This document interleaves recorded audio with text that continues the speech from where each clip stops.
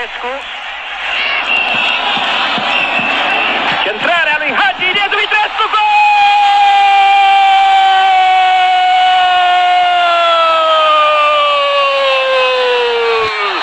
Ilie Dumitrescu din fața lui Hagi.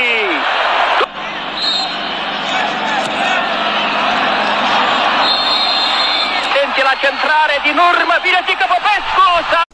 Petrescu. Centrarea lui Hagi, Ilie Dumitrescu, gol!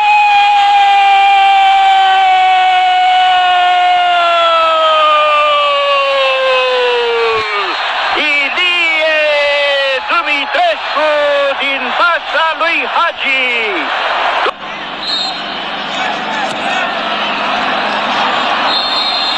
Atenție la centrare din urmă, bine pică Popescu!